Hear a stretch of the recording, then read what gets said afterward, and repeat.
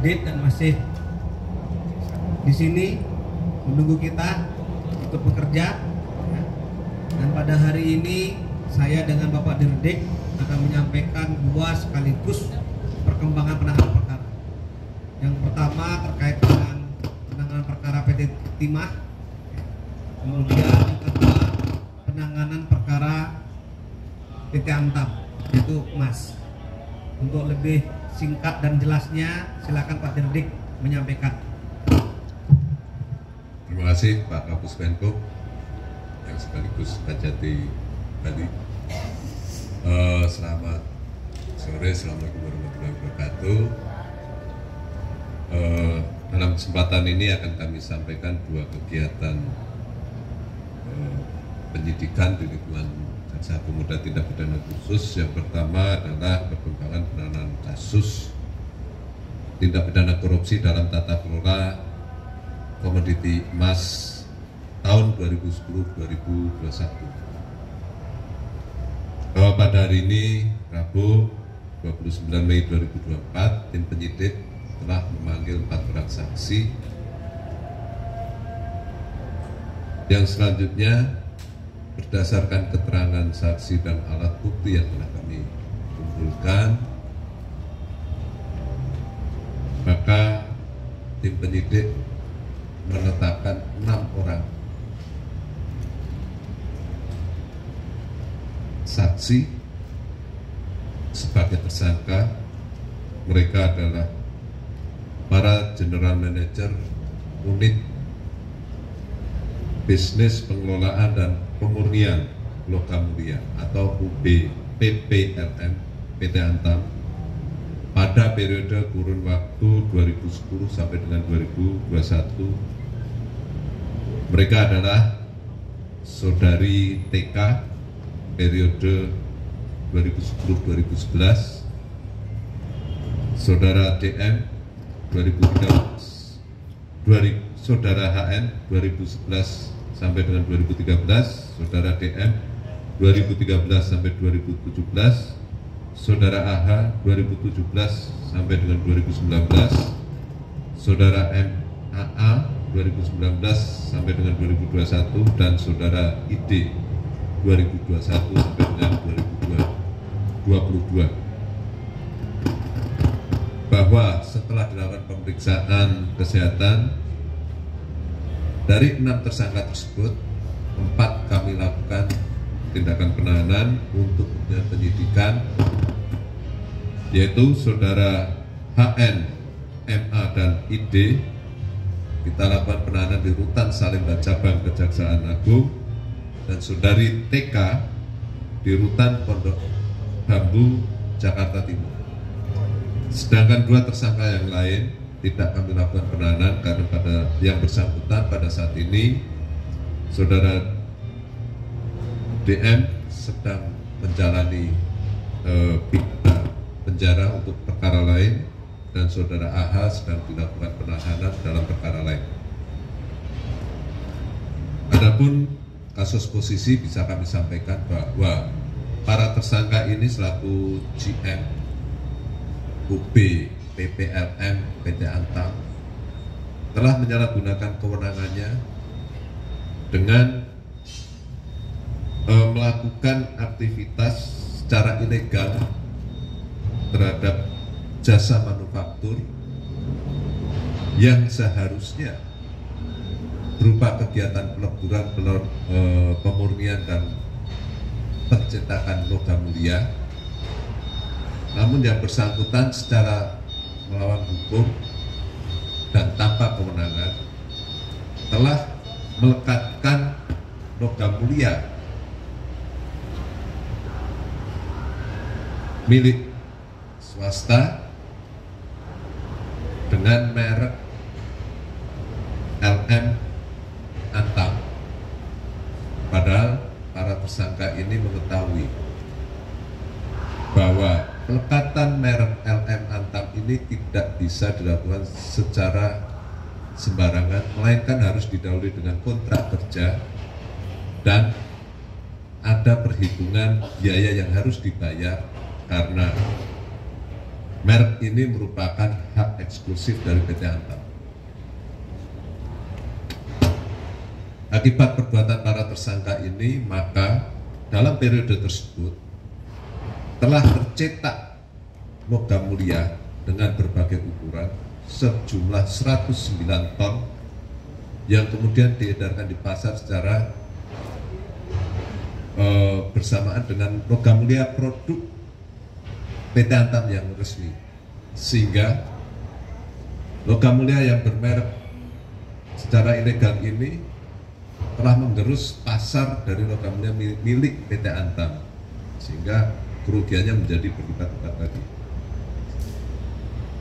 Terhadap perbuatan tersangka ini kami sangkakan ketentuan pasal 2 ayat 1, pasal 3, junto pasal 18 tindak pidana korupsi, untuk pasal 55 ayat 1 ke 1 KUHP. Demikian yang bisa kami sampaikan terkait dengan perkara pertama. Sedangkan terkait perkara kedua, sebagaimana tadi siang telah kami sampaikan bahwa saudara BGA ini adalah mantan Dirjen Minerba ESDM periode 2015-2020 yang setelah kami lakukan pemeriksaan pada hari ini kami tingkatkan statusnya sebagai tersangka, dan selanjutnya untuk penyidikan yang bersangkutan kami lakukan penahanan untuk 20 hari ke depan di Rutan Salemba Cabang Kejaksaan Agung. Adapun perbuatannya sebagaimana telah kami sampaikan bahwa yang bersangkutan pada periode tahun 2019 telah merubah RKAB yang semula jumlahnya ditetapkan sebesar 30.217 metrik ton dirubah menjadi 68.300 metrik ton, atau terjadi peningkatan lebih dari 100% dengan tanpa melakukan kajian atau tanpa memenuhi ketentuan yang berlaku, sehingga RKAB ini diduga bisa dikatakan sebagai fiktif, dan tujuannya adalah untuk memfasilitasi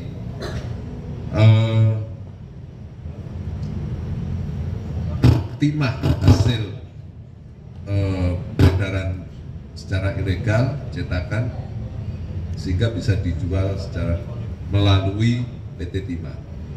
Mungkin demikian yang bisa kami sampaikan dalam perkara kedua. Ditahan di Rutan Salemba Cabang Kejaksaan Agung. Ya. Untuk ketentuan yang dilanggar pasal 2 ayat 1 dan pasal 3 untuk pasal 18 Undang-Undang Tindak Pidana Korupsi, untuk pasal 55 ayat 1 ke 1 KUHP.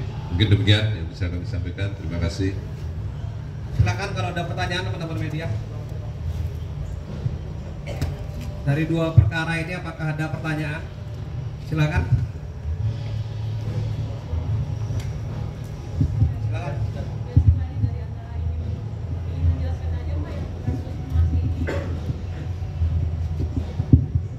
Izin Pak, Laili dari Antara.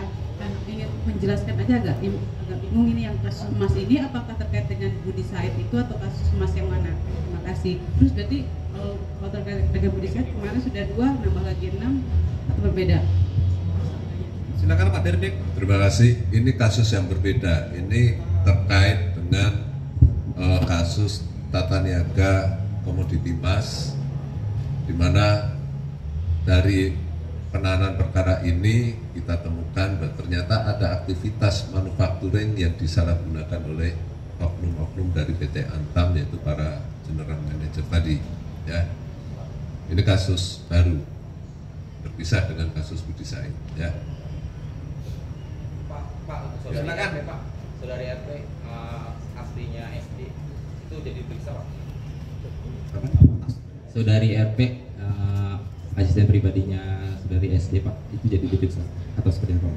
Oh, pemeriksaan telah kita lakukan kemarin.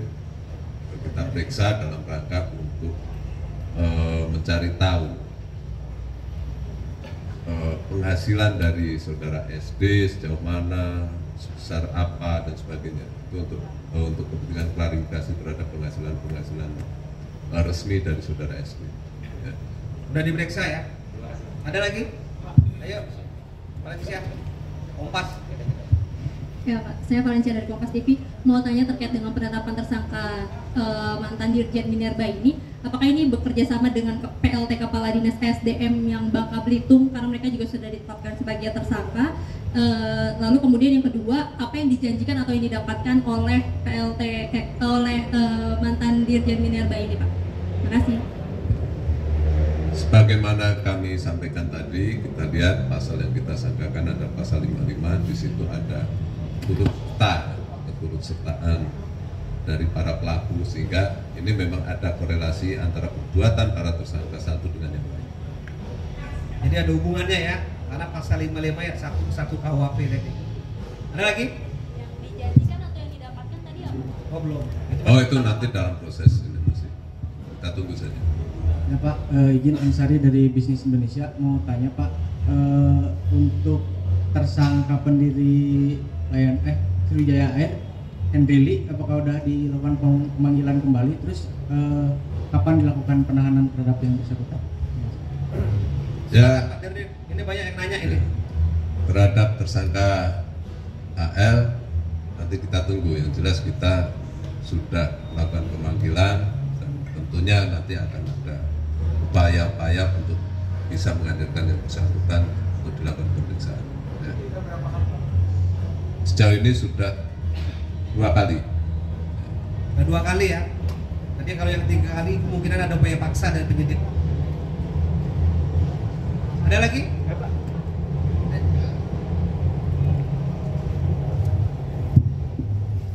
Selamat malam Pak, mau izin bertanya Pak terkait para tersangka kasus timah ini Pak.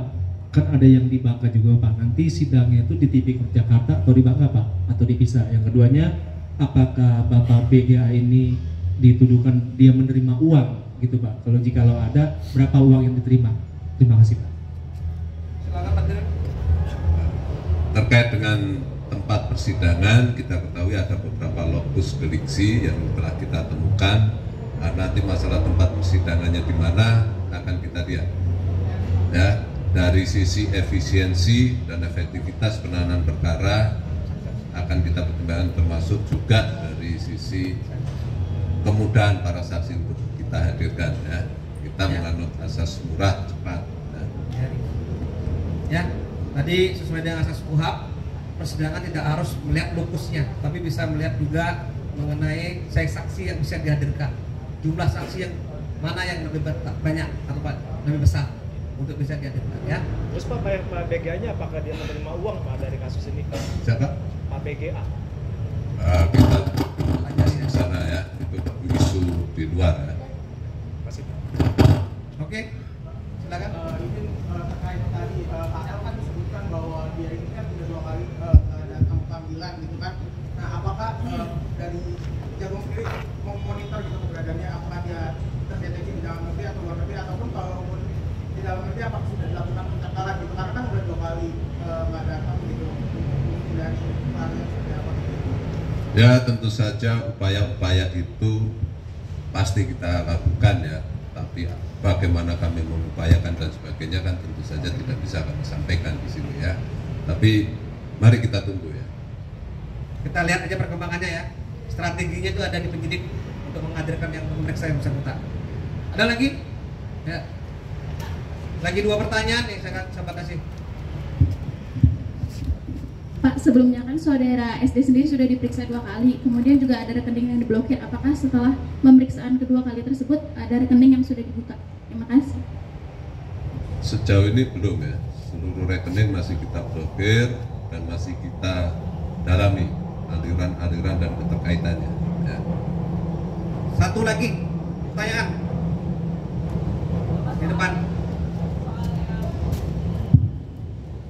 Tersangka kasus komoditas emas yang baru tadi Pak, itu mereka turut menerima keuntungan dan besarannya berapa sudah dikasih tahu? Ya. Terkait dengan kerugian keuangan negara dan manfaat yang diterima itu masih dalam proses, ya. Nanti kita tunggu. Ini kasus baru ya. Masih berjalan. Ini kasus baru. Kalau sudah ada nanti disampaikan oleh teman-teman penyidik dan kita akan rilis nanti. Ayo dari satu aja, dari satu. Biar nanti nak ngomel. Pak izin Pak, saya Irfan IDN Times.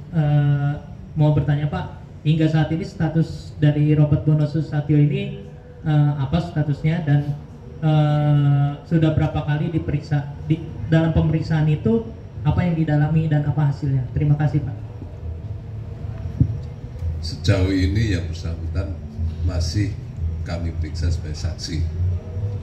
Apa dan bagaimana yang didapat tentu saja tidak bisa kami sampaikan. Kita lihat aja sepanjang ada atau tidak alat bukti itu yang jadi pegangan kami, ya.